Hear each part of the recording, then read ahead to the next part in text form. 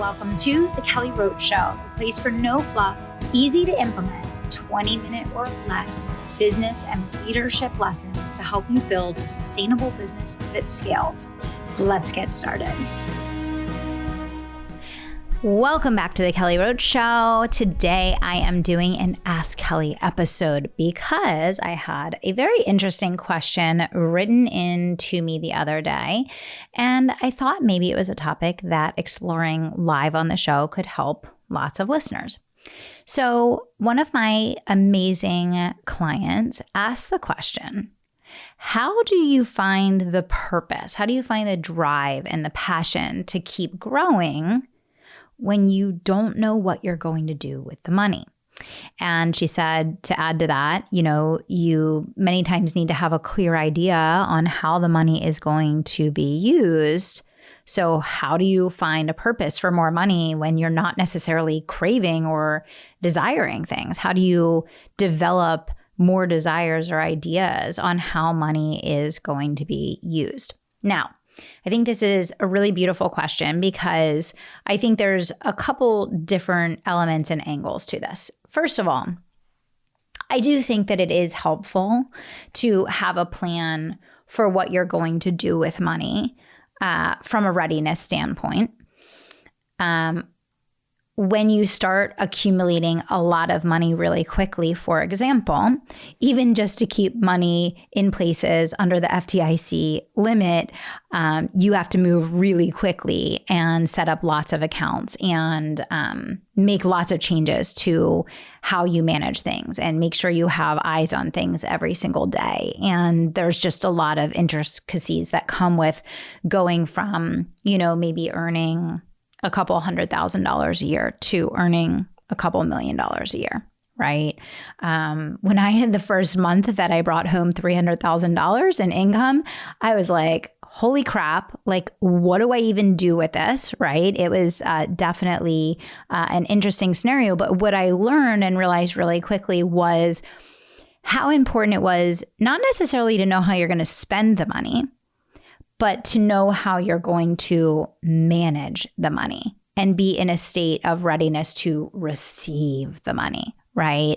So I do think it's worth talking to bankers and talking to financial strategists and working with professionals to help you just kind of like get your ducks in order, right? To be ready to receive a lot of money. Because otherwise, I do think what happens and what's very easily able to happen in that instance is if you don't know how to manage it and what to do with it and where to put it, this is why I think a lot of people make it and then lose it, and or they subconsciously start self-sabotaging because it feels so overwhelming. So it's like, I'll just return to what was, more comfortable for me, which was this little amount of money. So I think that's one side of it. I know that they say that you need to know what you're going to do with money in order to make the money, but I don't really subscribe to that mentality, to be honest, because I think that you change so much in the process of earning more money that ultimately what you're going to do with that money, probably by the time you earn it, completely changes anyway, right? Isn't that the truth? Because the process of becoming is so transformational, and the way that you change as a person in that growth process changes what you would even place value on spending your money on, right? And there's other things too that go hand in hand with that piece of things that I think it's important to note, which is that the more successful you become, the more that you value your time and the more that you make decisions based on buying back your time, more so than I think when you're getting started and when you're in the earlier phases of building wealth, you will give all of your time to earn more money, to accumulate more things. And I think as you get more wealthy and as you increase, your ability to accumulate, you sometimes decide that you don't want to accumulate certain things because of how it would infringe on your time. But I think the bigger discussion here. And I think the bigger thing to really think about here is the fact that there's endless ways that you can use any amount of money that you earn. You're never going to not be able to figure out how you're going to spend your money, right? So if you feel like something's coming up inside of you that's saying, I'm not ready to make more money because I don't know how I'm going to spend it, deep down, that's actually a fear of making more money and challenging yourself to commit to making more money, because you'll always figure out a way to spend it. None of us have a problem figuring out what we do. If someone gave us, an extra $1 million, right? If nothing else, even if there's no toy that you want, there's no, thing that you want, there's no jewelry, there's no bags, there's no car, there's no any of those types of things. If nothing else, you'd put it in a trust for your children, or you'd give it to your favorite charity, or you'd invest in a piece of land, or you'd invest in another piece of real estate, or you'd put it into some sort of tangible asset from a holding standpoint, right? You can always find a way to spend more money. But when you're feeling like you don't feel or you don't know how to connect to earning at the next level, a lot of times it's because your body is actually reverting into that fight or flight because it's so uncomfortable for you to think about both what it will take to earn that money, and then also like, are you able to? Like, what does that look like? How do you feel? What is that experience going to be? So I think there's so many emotional elements of making the adjustment to seeing yourself as a multimillionaire, to seeing yourself as a billionaire, to seeing yourself as a person that can earn money at the level that you truly desire. And I think for a lot of us, the first emotion that comes up when we say words like that is fear. It is discomfort. And that's why I think so many people revert back to the same level of income that they're really comfortable at. And a lot of people have a hard time breaking out of it. Or if they do, then they bounce right back down to what felt more safe and manageable for them. Because, just like any other area of our lives, we have like a thermostat. And unless we smash that thermostat and we're really intentional about building new emotions that support that next level, we're just going to keep reverting back to the level that we've always been, or the level that, we have adjusted to and made comfortable. But I think going back to like being motivated around growing your business, which is, I think, a big part of what this question was about, like being motivated to grow your business, even when there's not something specific that you're seeking from a financial gain standpoint. I think the answer to that is it's not really about the money, is it? Right?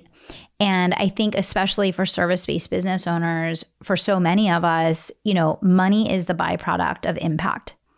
And I think that if you are questioning taking your business to the next level, or questioning earning at the next level, or not really feeling certain about either one of those things because you don't have this grand desire for what you want to accumulate, if nothing else, there has to be something inside of you that realizes that you have these amazing gifts that are to be used, that are to be shared, that were given to you with the purpose of touching other people in a meaningful way.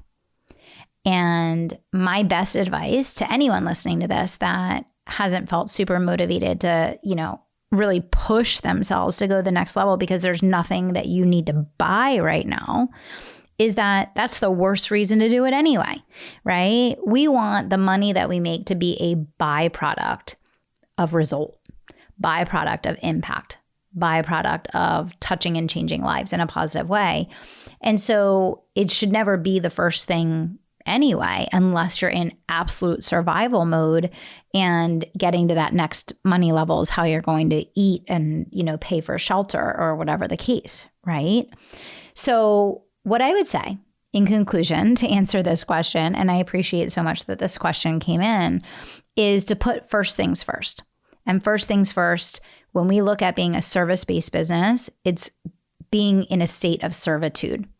It's looking at how do we impact and influence as many lives, as many families, as many souls, as many as possible. How do we touch and change as many people as humanly possible? And how do we share our gifts in a meaningful way with, the most amount of people that are going to experience the most amount of positive change because of the fact that we came into their lives? And I think that if you earn a great sum of money as a byproduct of changing people's lives and influencing others in a positive way, then you'll always find a way to decide where and how you want to use the money. But where and how you want to use the money is going to probably change during that time anyway.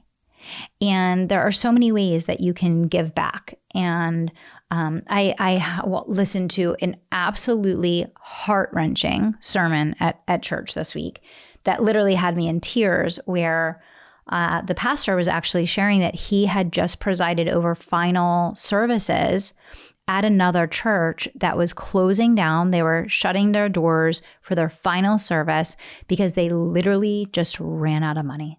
The parishioners didn't have it. The area that they were in clearly couldn't support it. And so the church was just shutting its doors. And I was just crying, and my heart was breaking and my soul was shattered listening to that, because I just thought to myself, my God, like, I wish I had known that. I would have donated. I didn't hear until after the fact, obviously, but I feel like there's so many people in the world that are in a position of financial abundance that if that message had made it to the right people in time, the outcome would have been completely different.